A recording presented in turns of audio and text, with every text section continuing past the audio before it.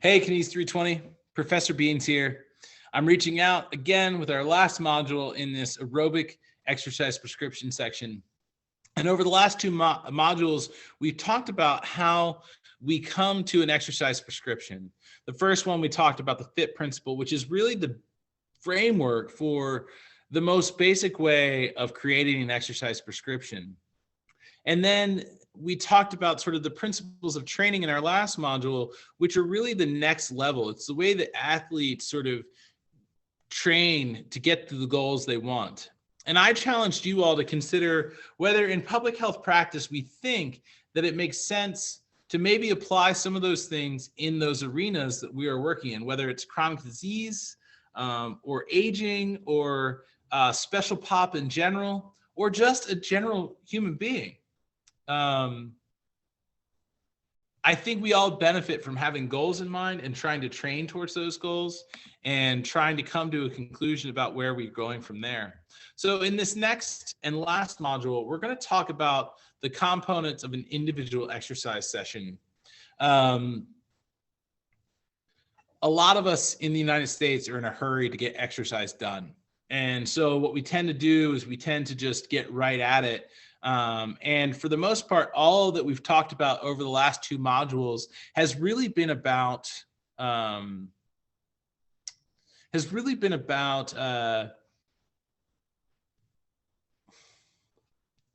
exercise portion itself. Let me show you this graph.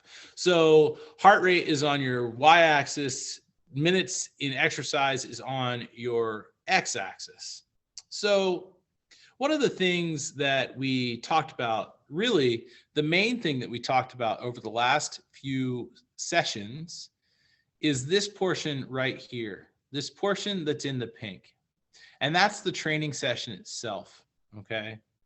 And if you look at this, the person finally got into the training in 20 minutes and stayed there through 50 minutes. So what I would argue is that they had 30 minutes of exercise in their training zone. Now, all of this leading up to the pink purple area, okay, is this warm up, and everything outside of the pink purple area is their cool down. And so what you'll see is exercise starts here and ends here. So all of this deceleration and acceleration, so this is parasympathetic nervous system taking its foot off the brake and the sympathetic nervous system pushing on the gas to finally get us here, and vice versa. You might remember that there was, these lack of oxygen. So this right here is going to be where you have an O2 deficit. And so you're mostly anaerobic and you're going to have an excess of oxygen here. So we've really talked about these 10-minute spurts right here, this 30 minutes right here. In this section, we're going to talk about the importance of this and the importance of this as we get into this. So what is the purpose of a warm-up? Well, it prepares the cardiovascular, respiratory, and musculoskeletal systems for the work ahead. And really, the whole point is to move us from a resting state to an exercise state. Have you all ever found yourselves in a spot, you're walking down the street and a dog starts to chase you or something like that, and you really haven't had any time to prepare and you just go? Well, part of the problem is all of those previous adaptations we've talked about, whether it's vasodilation or increased blood volume or increased contractility and pre-fill, all of those kind of things, we don't get the advantage of in an individual session if we just go from 0 to 60 in a very short period of time. So when we warm up, we improve blood circulation, we increase the metabolic rate, we increase body temperature, and reduce risks for musculoskeletal injury. So when we increase the body temperature, what we also do is we see movement of the blood to the exercising muscles and so forth. So this is all to our benefit. So the purpose of a warm-up is to get us ready so that when we get into those 30 minutes, physiologically, we are as prepared as possible to do the work that's ahead of us at 85%, 70%, 70 to 85% of heart rate reserve. That's the whole point. So this whole section right here is your warm up. And then when I say to my participants that I want them to train for 30 minutes, I mean, I want them to train for 30 minutes in their prescribed heart rate zone.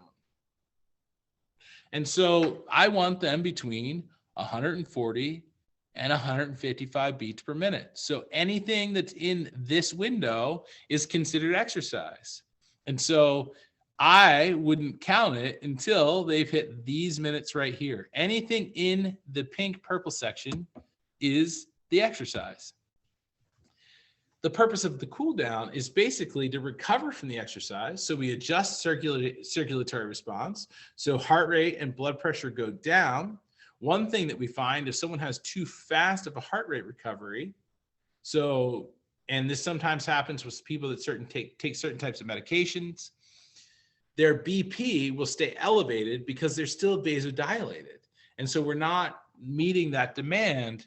So BP will continue to contract hard to maintain our ability to stand up because we're actually feeding the blood to the brain and the exercising muscles.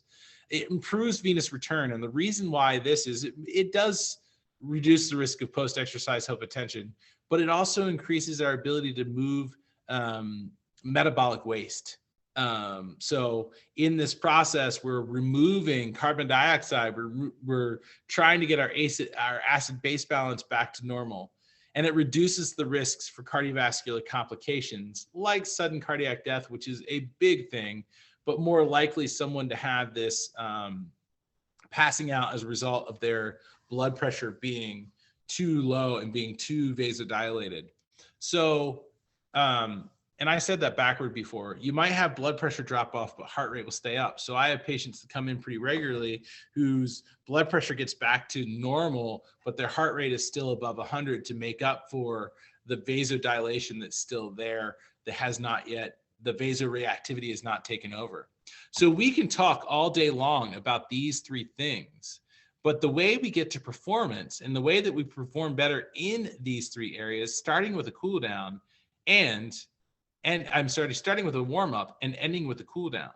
These aren't here just because they're cute things to do. They're there because they improve performance. And I think that performance improvement is something that we think about athletics again, but I think it's something we need to think about in the way that we prescribe exercise to the average person.